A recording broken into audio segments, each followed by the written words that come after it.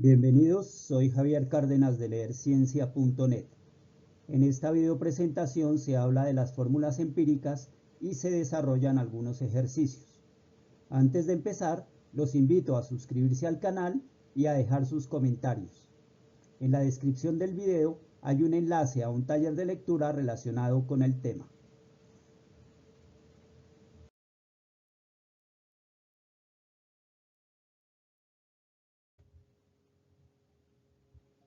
La palabra empírico está relacionada con algo que se hace con base en la práctica o en la experiencia.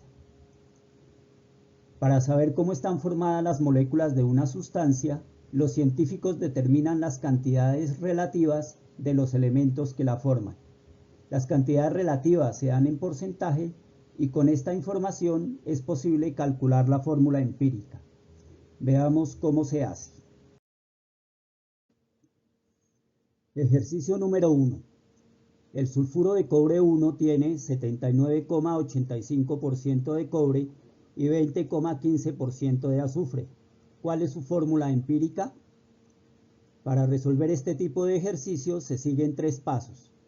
Primero, se hace la conversión de porcentaje a gramos. Segundo, se hace la conversión de gramos a moles. Y finalmente se hallan los enteros relativos que serán los subíndices de la fórmula. Para comprender mejor el proceso, se puede organizar la información en una tabla como esta. En la primera columna se escriben los elementos con su respectivo símbolo y en la segunda columna se escriben los porcentajes dados por el enunciado del ejercicio. En este caso, 79,85 para el cobre y 20,15 para el azufre.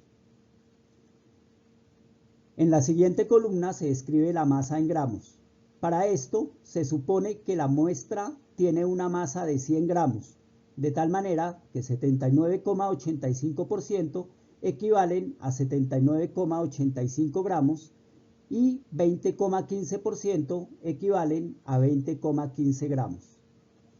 En la columna siguiente se escriben los pesos o las masas atómicas de cada uno de los elementos. En la siguiente columna se escribe la cantidad en moles de cada elemento. Para calcular la cantidad en moles, se divide el peso de la muestra en gramos de un elemento entre su respectivo peso atómico. Por ejemplo, para hallar el número de moles del cobre, se divide su cantidad en gramos, que es 79,85 gramos, entre el peso atómico, que es 63,54 gramos por mol. Esto da 1,256 moles. De la misma manera se procede para el azufre. Se divide el peso de la muestra en gramos, que para el azufre es de 20,15 gramos, entre su peso atómico, que en este caso es 32,06 gramos por mol. Esto da 0,628 moles de azufre. En la última columna se escriben los subíndices o enteros relativos. Para hallar los enteros relativos de cada elemento se divide su número de moles entre el número de moles más pequeño que haya en el ejercicio. Para el cobre, por ejemplo, se divide el número de moles del cobre, que es 1,256, entre el número de moles más pequeño que hay en el ejercicio, que en este caso es 0,628. El resultado es 2. De la misma manera, para hallar el subíndice del azufre, se divide su número de moles, que es 0,628, entre el número de moles más pequeño del ejercicio, que en este caso es el mismo. De tal manera que 0,628 dividido entre 0,628 es 1. Para continuar, se escribe la fórmula. Esto se hace escribiendo el símbolo del elemento con su respectivo subíndice. Entonces se escribe en este caso el símbolo del cobre con subíndice 2 y el símbolo del azufre con subíndice 1. Es importante tener en cuenta que el subíndice 1 no se escribe. La fórmula empírica recibe también el nombre de fórmula mínima porque solo muestra la cantidad relativa de los elementos, no su cantidad total. Lo que esto indica es que por cada 2 átomos de cobre, la fórmula tendrá un átomo de azufre, pero esa relación interna se puede repetir muchas veces. Por esta razón se acostumbran a escribir las fórmulas empíricas entre paréntesis con un subíndice n que indicará cuántas veces se repite la relación interna. Por lo tanto, la fórmula empírica del sulfuro de cobre 1 es Cu2S y esa relación se repetirá n veces. Vamos al siguiente ejercicio. Ejercicio número 2. Se encuentra que un compuesto tiene 52,9% de aluminio y 47,1% de oxígeno. ¿Cuál es su fórmula empírica? El ejercicio se resuelve siguiendo los mismos pasos del ejercicio anterior. Primero se hace la conversión de porcentajes a gramos, luego la conversión de gramos a moles y finalmente se hallan los subíndices de la fórmula o enteros relativos. Al organizar la información en la tabla se tienen los nombres y los símbolos de los elementos, en este caso aluminio y oxígeno.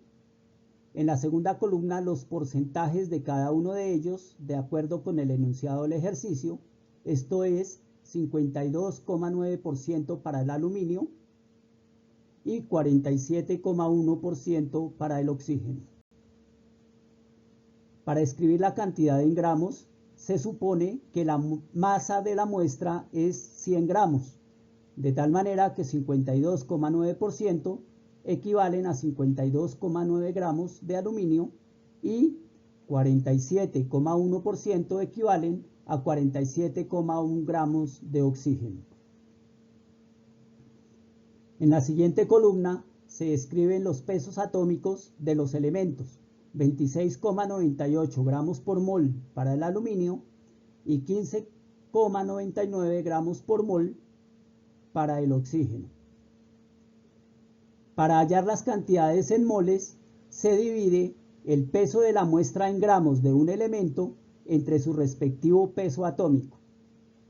Así, por ejemplo, para el aluminio se divide su peso en gramos o su masa en gramos, 52,9 gramos, entre el peso atómico, que es 26,98. El resultado es 1,96 moles.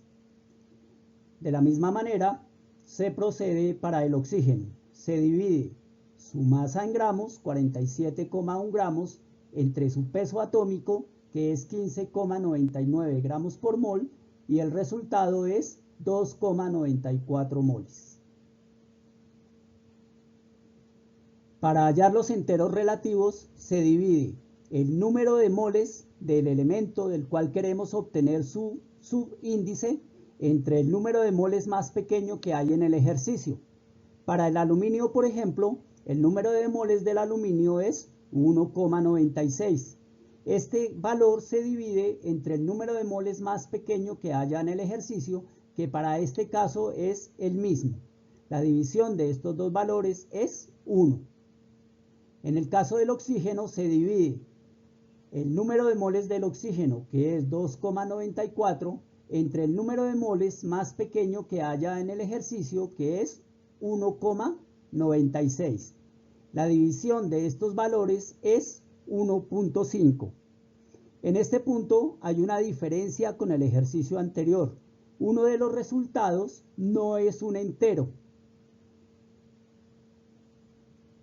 Cuando esto ocurre, se procede de una de las dos formas posibles. Por un lado, si el decimal estuviera muy cerca del siguiente entero, simplemente se aproximaría. Por ejemplo, de 3,8 podríamos aproximar a 4, o de 2,2 podríamos aproximar a 2. Pero cuando el decimal está cerca de las 5 décimas, lo más conveniente es multiplicar por 2. En este caso, 1,5 multiplicado por 2 nos da 3, que es un entero, y nos sirve como entero relativo. Sin embargo, si en uno de los resultados se multiplicó por 2, todos los resultados que hayamos encontrado en ese paso deben ser multiplicados por la misma cantidad. Por esa razón, en la tabla aparece que el entero relativo para el aluminio es 2 y el entero relativo para el oxígeno es 3.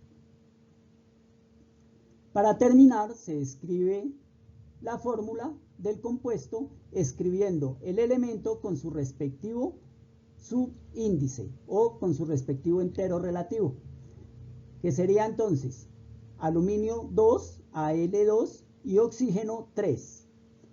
Como es una fórmula empírica, como habíamos dicho ya, se escribe entre paréntesis y se escribe una n que indica que esta relación interna puede repetirse más de una vez. Por lo tanto, la fórmula empírica del compuesto es Al2O3. Vamos al siguiente ejercicio. Ejercicio número 3. Un compuesto orgánico tiene 40% de carbono, 6,67% de hidrógeno y 53,33% de oxígeno. ¿Cuál es su fórmula empírica? Este ejercicio se resuelve siguiendo el procedimiento de los ejemplos anteriores. Sin embargo, aquí se resume la información directamente en la tabla. En la primera columna se escriben los nombres de los elementos con su respectivo símbolo. En la segunda columna se escriben los porcentajes de acuerdo con el enunciado del ejercicio: 40% para el carbono, 6,67% para el hidrógeno y 53,33% para el oxígeno. Para escribir la cantidad en gramos, se supone que la masa de la muestra es de 100 gramos, de tal manera que 40% equivalen a 40 gramos, 6,67% equivalen a 6,67 gramos y 53,33% equivalen a 53,33 gramos. A continuación se escriben los pesos atómicos de los elementos: 12,01 gramos por mol para el carbono, 1,008 gramos por mol para el hidrógeno y 15,99 gramos por mol para el oxígeno. En la siguiente columna, para hallar el número de moles, se divide la masa en gramos de cada elemento entre su respectivo peso atómico, como indica esta fórmula. Entonces, para el carbono, el peso en gramos es 40 gramos, que se divide entre el peso atómico, que es 12,01 gramos por mol. El resultado es 3,33 moles. Para el hidrógeno se divide su masa en gramos, que es 6,67 gramos, entre su masa atómica o entre su peso atómico, que es 1,008 gramos por mol, y el resultado es 6,61 moles. Finalmente, para hallar el número de moles del oxígeno, se divide su masa en gramos, que es 53,33 gramos, entre su peso atómico, que es 15,99. El resultado es 3,33 moles. Para hallar los subíndices de cada elemento, se divide el número de moles de ese elemento entre el número de moles más pequeño que haya en el ejercicio. Entonces, para el carbono, el número de moles es 3,33 y el número de moles más pequeño que hay en el ejercicio, en este caso, es el mismo, 3,33. El resultado es 1. Por lo tanto, el subíndice para el carbono es 1. En el caso del hidrógeno se divide su número de moles, que es 6,61, entre el número de moles más pequeño que haya en el ejercicio, que es 3,33 moles. El resultado es 2. Por lo tanto, el subíndice para el hidrógeno es 2. Finalmente, para hallar el subíndice del oxígeno, se divide su número de moles, que es 3,33, entre el número de moles más pequeño que haya en el ejercicio, que sigue siendo 3,33, y el resultado es 1.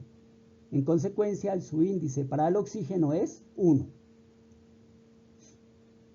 Finalmente, la fórmula empírica del compuesto es C1H2O1, recordando que cuando el subíndice es 1 no se escribe, y Además que si la fórmula es empírica, debe escribirse entre paréntesis con una n afuera a manera de subíndice. En los compuestos orgánicos es quizá donde es más importante el concepto de fórmula empírica, porque una fórmula empírica puede representar o puede ser la misma para varios compuestos. Por ejemplo, si conociéramos el valor de n, por ejemplo, que el valor de n fuera 6, y lo reemplazamos o multiplicamos cada uno de los subíndices internos por 6, obtendríamos C6H12O6, que sería la fórmula molecular de la glucosa.